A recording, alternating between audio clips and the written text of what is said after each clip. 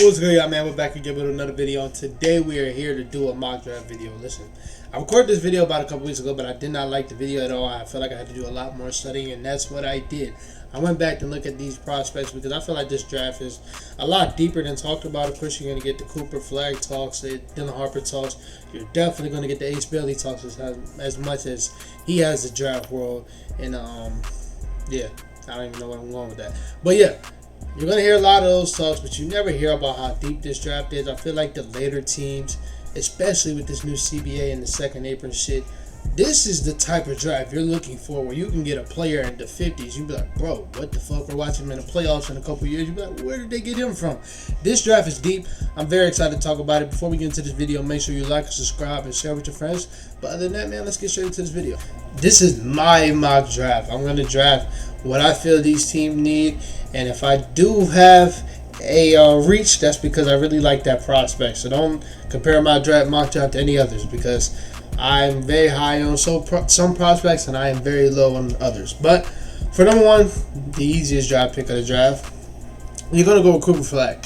At first, I didn't want this because of one, I didn't feel like the organization didn't deserve it after what they just did to Luka, but the fans definitely deserve it. I think he comes in and he fits perfectly. One of my things with Cooper was when I set my list of teams I wanted him to go to, if you notice, it was always like a big, and especially that big that can be a lob threat. I had him going to the Nets, the Wizards, all those other teams, because those are teams that are like lob threat teams. If you watch Duke, Cooper Flag and Kamal Malawatch was one of the best duos in the whole country.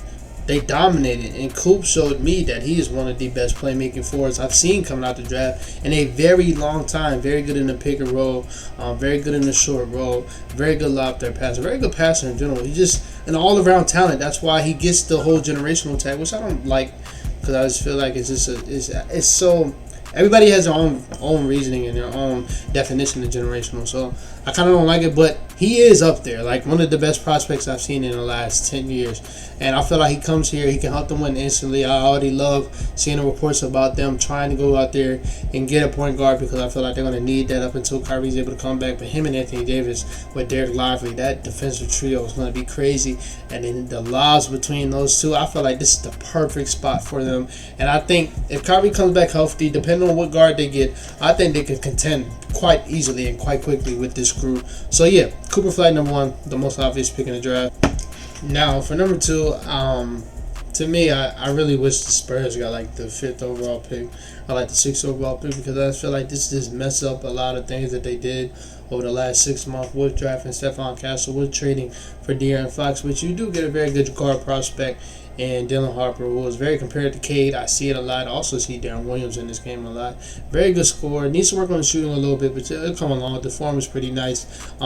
I think he's pretty active on defense. I don't think he's no slouch. Coming back to the offense, I do think he's a pretty good playmaker. I'm not really sure about his fit as a number one. Same thing with Cade before this year. I really wasn't sure about it. So it's going to take me some time to get used to that with Dylan Harper. But very good playmaker. And I'm excited for this fit, just in case like he does end up being the guard for the team, because I feel like he is kind of that pick that you want, that player that you want next to Vic. It's just so confusing what they got over there. Like, bro, like, is he going to be a starting point guard?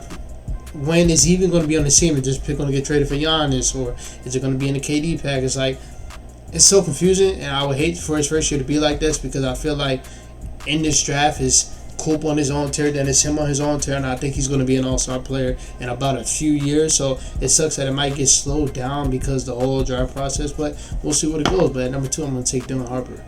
So at number three, listen, in my opinion, I'm not high on the Ace Bailey fit. I'm not even high on him as a player, but just the fit in general, I just feel like you don't need it. Even though I think you will bring a couple things to the team instantly, but like you got Justin Edwards, who kind of brings some of the similar things. I feel like it's kind of redundant.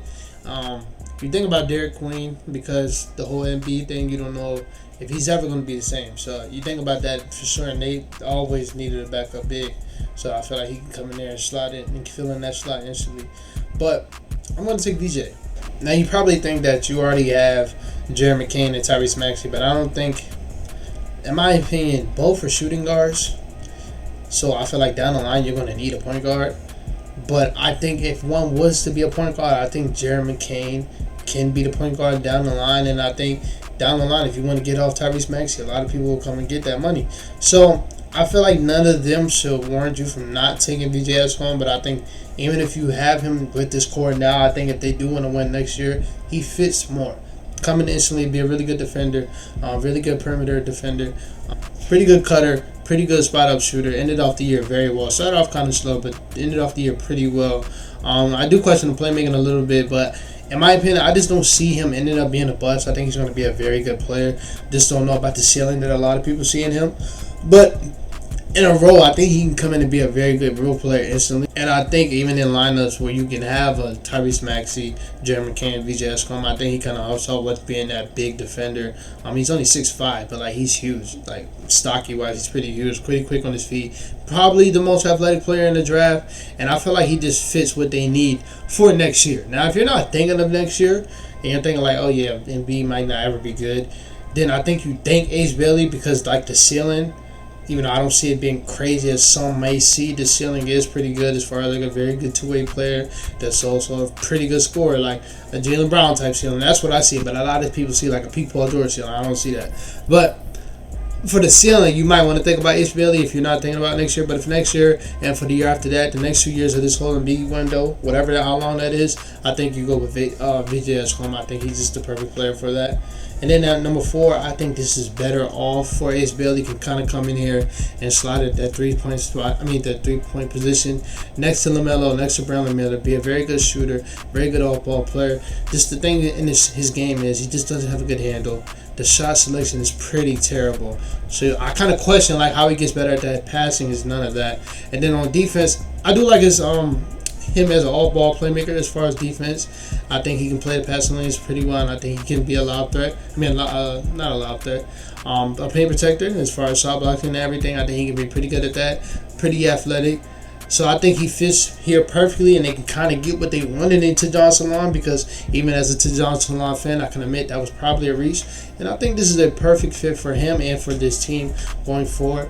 And he slots right in at that 3-point spot. So you're looking at a lineup of LaMelo, Brandon Miller, Ace Bailey, Miles Bridges, and Mark Williams. That's a pretty good lineup if they can all stay healthy, and they could probably reach the play-in next year, because the East is going to be pretty whack again.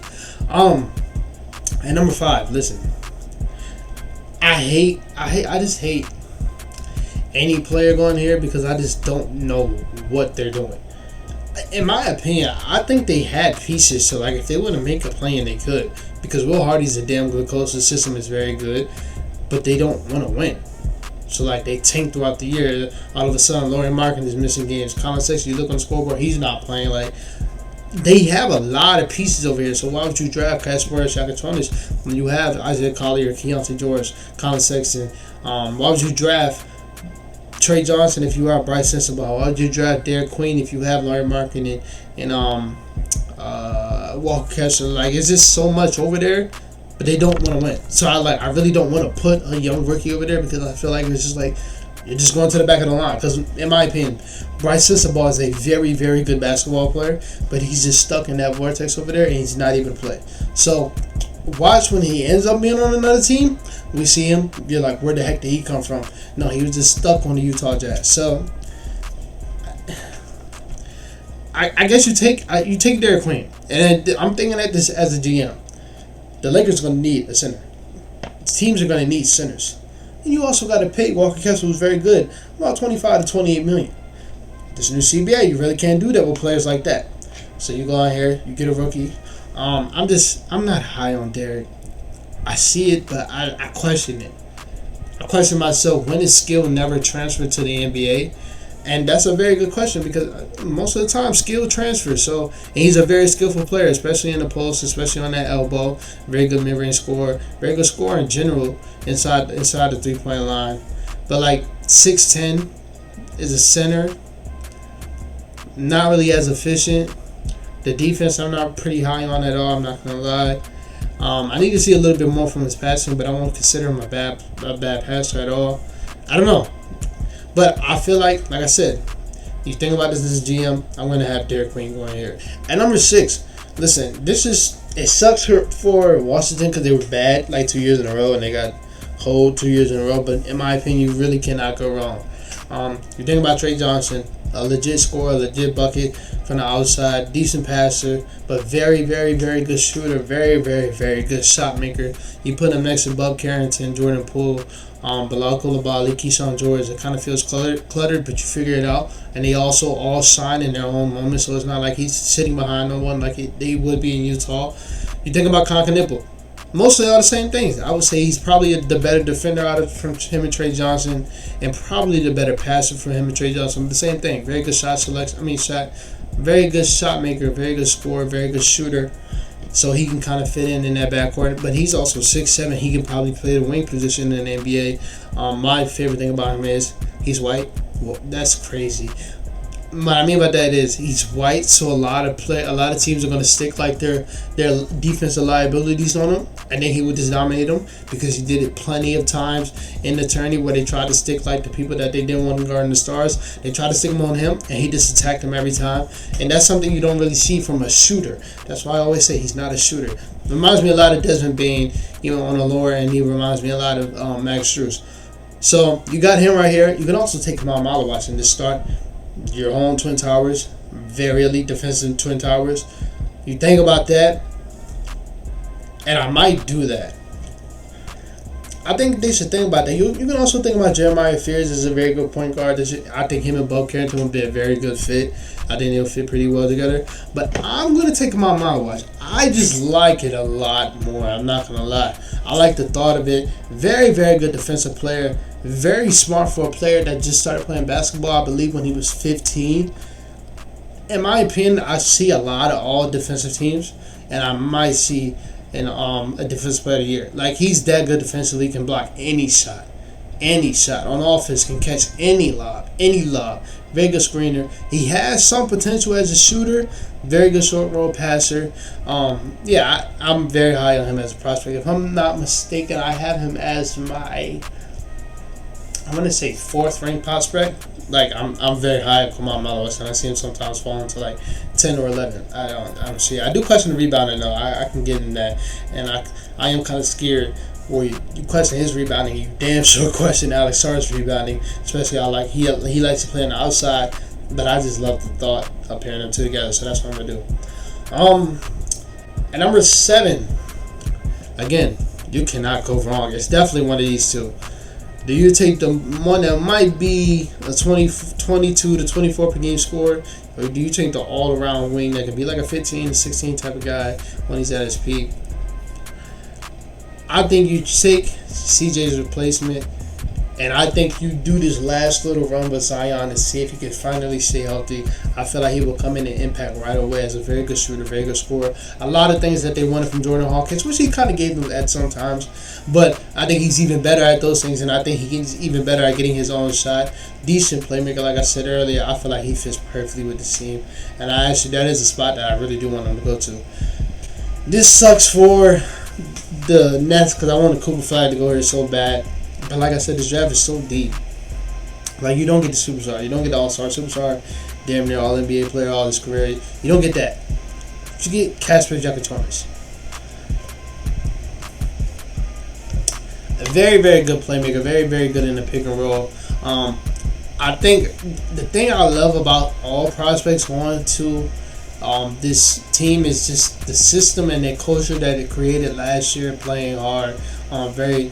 A system that flows pretty good together, especially on offense. There's not a lot of dribbling, except when Cam Thomas gets the ball. There's a lot of passing, a lot of playmaking, a lot of ball movement, and I feel like he fits there perfectly. I do think he has to work a little bit on his inside game, but I do think he's a very, very good playmaker, and I feel like him and Nicholas Claxton can be a very, very good duo when it comes to that defense. I don't think he's a slouch at all. Looking at this picture, I didn't think he was this damn big. He's huge. So yeah, I got Casper Giacotonis going to the Brooklyn Nets. Now, number 9, if you're the Toronto Raptors, you're kind of hurting that Kamal Malawach went high. But then again, not really. Because you get Concanipple. Listen, this would help you not having to pay Grady Dick. And it kind of sucks because 3 years in a row you take Grady Dick, Jacoby Walter, and then Concanipple, all shooting guards. So it kind of sucks, but hey, you don't have to pay Grady Dick anymore. And you get a player kind of like him, who can do all things, play, make, shoot, pass, decent defender. I think he's better on defense than Grady did coming off. I think Grady did get 6'7", but I do think Concanipo is way better at attacking mismatches. I see a few Raptors fans want Carter Bryant. I don't think I would take him this high. If I'm reaching for a prospect, it would be for Rasheed Fleming, and I thought about it, but that's my guy. I don't want him to come over here to the team with all wings, and he barely playing. So Concanipo going 9. Number 10 for the Rockets. Listen, again, can never go wrong. And they are hurting because, like, damn, boy, they could have had Concanipo. But you can think about Jeremiah Fears as a replacement for when Fred VanVleet's contract's up, if you're going to renew that contract this year or not. You think about that, very good playmaker, a very good scorer. Has to work on his shooting a little bit, has to work on his defense. I do like how he plays the passing lanes a lot, though. You think about that, you think about Yeager Dimon, very, very good passer, probably the best passer in the draft, probably the best playmaker in the draft, too. Slater as like a shooting guard, small forward. I think he's a point guard. I just don't see his role as a small forward at all, or as a shooting guard. I really don't see it at all. I think he's a point guard. You think about that, too. But I do think, like, defensive-wise, I don't think he fits over there. You even think about Nick Clifford, a bucket, but also like a do-it-all guy, like a Josh Hart type guy, gets rebounds. You think about him, Rasheed Fleming, Asa Noel. I'm not a Jace guy at all, I'm not going to lie. Noah Singh, Thomas Schobert, you think about them, because this is one of the best drop bigs I've ever seen in my life. But I don't think he fits the same going. I'm taking Jeremiah Fears. Fred VanVleet's about to dip. You get a point guard that can stick with this young core. He's not going to get in nobody's way. So if you even want to make Amen Thompson your point guard from down the future, I think Jeremiah Fears can slide in right there and play the 2 or the 3. He's that big. I'm going to see Jeremiah Fears at number 10. At number 11, again, cannot go wrong. This is the draft for them. You got wings galore over there. You also have guards galore over there. I'm going to take... You got Tamani Kumar, Denny Abdia, guys you're really trying to build around. Scoop, same thing. Donovan Klinger, you got your starting lineup, basically. I think you keep going with defense. Take Colin Murray balls. Pretty good scorer in the paint. Pretty good short roll passer. I do question the size a little bit, but not really that much. I'm not going to lie. If he goes to the right team, I'm not really worried about it. I do question the outside shot, though, legit. I don't think he's a good shooter at all, but the form is pretty nice. You just got to work on it a little bit more. But yeah, I'm gonna take Colin Murray Bulls. Sticking with this team, the Bulls. Fuck, that's the team I want the Colin Murray Bulls to go to. But this is these three. Well, these two, Nick Clifford and Rasheed Fleming. Rasheed Fleming, to me, I reached as high as number 7 for Rasheed Fleming, my favorite prospect in the draft, and y'all know how good I am finding prospects. Shout out my boy J-Dub for telling me how good I am, or showing me how good I am. Rasheed Fleming, do-it-all wing, literally do-it-all wing, can pass, can play, make, can shoot. I like the ceiling as a star, though. I think if you put him on the right team where nobody's in his way, that's a star. And then on defense, very, very good paint protector. Versatile on that wing. I think he can guard 1 through 4. Some 5s, because there's not a lot of Punisher 5s in the league, so some 5s. You think about that. Nick Clifford, though, is just that all-around guy that you kind of want on every team. But for the Bulls, you need star talent. And in my opinion, I think Rasheed Fleming can be a star. So, yeah, I'm taking Rasheed Fleming at number 12. Number 13 is the Hawks? Nick Clifford, easily. You think about the hometown kid in Asa, but Nick Clifford, like I said, all-around guy, gets a lot of boards, like very Josh Hart-esque. But more so a bucket, though. He can score the ball pretty well. Decent shooter. Stayed at college for, I believe, 4 years. So very good player that can play right away for this team that's going to want to make a playoff spot next year. So, yeah, Nick Clifford right here is a very good, not a steal because like he is a lottery pick, but like a very, very good pick at number 13. Like the value you're getting at like the 20s and 30s, like this draft is very good, dog. This draft is very good. And number 14, like I said, I'm not taking Yeager Dimon. They got all the guards in the world. I think he's a guard. But you're the Spurs. You can reach like shit. Let's say they don't get Giannis, like Thomas Schobert next to Wemby. That's crazy. Noah Shinge, I'm not really too much informed on him, but I do know he's crazy on defense. And I did see a couple of games, like his last few games, how he played. Can shoot it. Has to get better at it, but can shoot it. He is a Frenchie. This dude can shoot the hell out of it. This dude is another Thompson twin.